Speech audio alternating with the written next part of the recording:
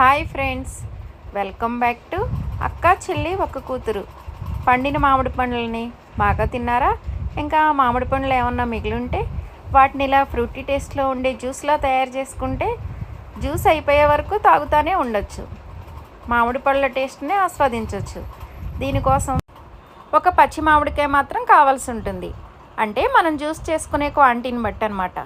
నేను తీసుకునే దానికి ఒక పచ్చి బంగినపల్లి మామిడికాయ, ఒక పండిన బంగినపల్లి మామిడికాయ, 4 రసం మామిడికాయలు తీసుకున్నాను. వాటిని శుభ్రంగా కడుక్కొని బంగినపల్లి మామిడికాయలకి తొక్కలాగా తీసేసి మిగిలిన రసం మామిడికాయలు కూడా శుభ్రంగా కడుక్కొని ఇలా పెట్టుకోవాలి.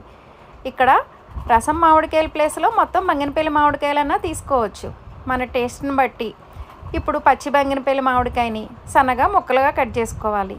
దీంతోపాటు పండిన బంగినపల్లి మామిడికాయని కూడా ముక్కలుగా కట్ చేసుకోవాలి. ఇక్కడ పళ్ళుగా తీసుకున్న మామిడి పళ్ళు మాత్రం మంచిగా పండి ఉండాలి, అప్పుడే ఫ్రూటీ టేస్ట్ బాగుంటుంది. ఇలాగ 2 ముక్కలుగా కట్ చేసుకున్న తర్వాత రసం మామిడికాయల నుండి కూడా రసం మొత్తం వేరు చేసుకోవాలి. ఇక్కడ మనము రసం మామిడికాయలు బాగా పండిన మామిడికాయలు తీసుకుంటే జ్యూస్ తీయగా ఉండి మనకు ఫ్రూటీ టేస్ట్ కూడా తీయగా ఉంటుంది. కొంచెం పులుపు వచ్చినా పంచదార ఎక్కువ వేసుకోవాలంటుంది అన్నమాట. అందుకనే కొంచెం బాగా పండిన మామిడికాయలు తీసుకుంటే మామిడి పండు జ్యూస్ కూడా తీయగా ఉంటుంది కదా, మన షుగర్ కొంచెమే వేసుకునే పని ఉంటుంది అనమాట. ఇలా చూడండి, టెంకుకున్న రసం కూడా మొత్తం ఇలా ఒక గిన్నెలో వచ్చేలాగా తీసుకోవాలి. ఇప్పుడు మనం కొలత ప్రకారం ఇవన్నీ వేసుకోవాలన్నమాట. ముందు రసం మామిడికాయల రసాన్ని ఇప్పుడు నేను తీసుకున్న కొలతతో ఈ కప్పు, తర్వాత ఇంకో ½ కప్పు వేసాను అనమాట. చూడండి, ఇప్పుడు ఫుల్ కప్పు ఒకటి వేసాను కదా, దీంతో పాటు ఇంకో ½ కప్పు రసం మామిడికాయలు రసం వేసాను. ఇక్కడ మీరు ఇదే వేయాలి ఇలాగే వేయాలని రూల్ లేదు, ఏ కాయలతోనన్నా ఇలా చేసుకోవచ్చు. చూడండి, ½ కప్ వేసాను. తర్వాత వీటితో పాటు పండిన మంగిలిపల్లి మామిడి పండ్లు కూడా ముక్కలు కట్ చేసుకున్నాం కదండి, అది ½ కప్పు ముక్కలు వేసామన్నమాట. వీటితో పాటు పచ్చి బంగినపల్లి మామిడి ముక్కలు కూడా కట్ చేసుకున్నాం కదా, అది ½ కప్పు. వీటన్నిటితోటి మనం ½ కప్పు పంచదార వేస్తున్నాం అనమాట. ½ కప్పు పంచదార కరెక్ట్గా స్వీట్ సరిపోతుంది.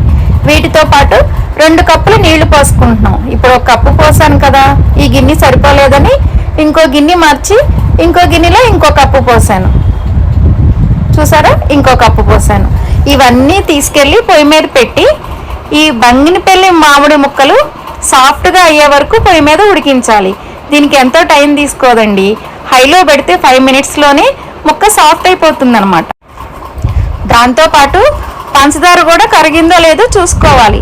పంచదార కరిగి బంగినపల్లి ముక్క సాఫ్ట్ అయ్యాక అది పక్కన పెట్టేసి ఇలా వడకట్టుకోవాలి. ముక్కలన్నీ పక్కకు వచ్చేలాగా, జ్యూస్ అంతా ఒకవైపుకి వచ్చేలాగా వడకట్టుకోవాలి. ఇగో వీడియోలో చూపిస్తున్నా చూడండి. ఇప్పుడే వడకట్టుకోవాలని కూడా ఏమీ లేదు, దాన్ని మిక్సీ వేసుకొని అప్పుడైనా వడకట్టుకోవచ్చు. కానీ ఇప్పుడు వడకట్టుకుంటేనే మనకి సులువుగా అయిపోతుంది అనమాట. ఇలాగ మొత్తం వడకట్టుకున్న తర్వాత ఇలా ముక్కలన్నీ ఒక గిన్నెలో వేసుకున్నాం కదండి, ఇది మిక్సీ జార్లో వేసుకొని ఆ ఫిల్టర్ చేసుకున్న నీళ్లు కొన్ని ఇందులో వేసుకొని మిక్సీ వేసుకొని మళ్ళీ కొంచెం ఇదిగోండి చూడండి ఇలా అవుతుందన్నమాట. ఇది మరీ గట్టిగా ఉంది కదా, ఇంకొంచెం నీళ్లు కలుపుకోండి. నీళ్లు కలపడం అంటే మామూలు నార్మల్ వాటర్ కలపకూడదండి. నార్మల్ వాటర్ కలిపితే జ్యూస్ నిల్వ ఉండదనమాట. వేడి చేసుకొని నీరు గోరువెచ్చని నీళ్లు కలిపి మళ్ళీ దాన్ని వడకట్టుకోవాలి. ఏ పల్పు లేకుండా ఏమీ లేకుండా వడకట్టుకుంటే జ్యూసు క్లియర్గా చూడండి, వీడియోలో చూపిస్తున్నాను, ఇలా ఉండాలన్నమాట. నోటికి ఏమీ తగలకుండా చాలా బాగుంటుంది. దీన్ని మనం ఎన్ని రోజులన్నా నిల్వ ఉంచుకోవచ్చు. దీన్ని మనం చక్కగా ఓ బాటిల్లో పోసుకొని సంవత్సరం మొత్తం చూడండి, బాటిల్లో పోసేటప్పుడు అసలు మనకి ఏమీ లేకుండా ఎంత క్లియర్గా ఉందో జ్యూసు. మీకు ఈ జ్యూస్ మరీ చిక్కగా ఉంది అనిపిస్తే ఇంకొన్ని గోరువెచ్చని నీళ్ళు కలుపుకోవచ్చు అనమాట. ఇదిగోండి, ఇప్పుడు నేను చేసింది ఇలాగో ఈ బాటిల్ అయ్యి ఇంకో 2 గ్లాసులు జ్యూస్ అయింది. దీన్ని డీప్ ఫ్రిడ్జ్లో పెట్టుకున్నా పర్వాలేదు, నార్మల్ ఫ్రిడ్జ్లో పెట్టుకున్నా చాలా రోజులు నిల్వ ఉంటుందండి. ఎప్పుడు తాగాలనిపిస్తే అప్పుడు మనం గ్లాసులో సర్వ్ చేసుకొని తాగేయచ్చు. ఎలాగో ఫ్రిడ్జ్లో నుండి తీస్తున్నాం కాబట్టి చల్లగానే ఉంటుందన్నమాట. మరీ చిక్కగా అనిపిస్తేనే కొంచెం నీళ్లు కలుపుకోవాలి. అచ్చం ఫ్రూటీ టేస్ట్తోనే ఉంటుందండి. ఒకసారి ట్రై చేయండి. నా వీడియోస్ ఎలా ఉన్నాయండి చూస్తున్నారా? నచ్చితే ఓ లైక్ కొట్టండి, సబ్స్క్రైబ్ చేసుకోండి, చూస్తూ ఉండండి. Thanks for watching.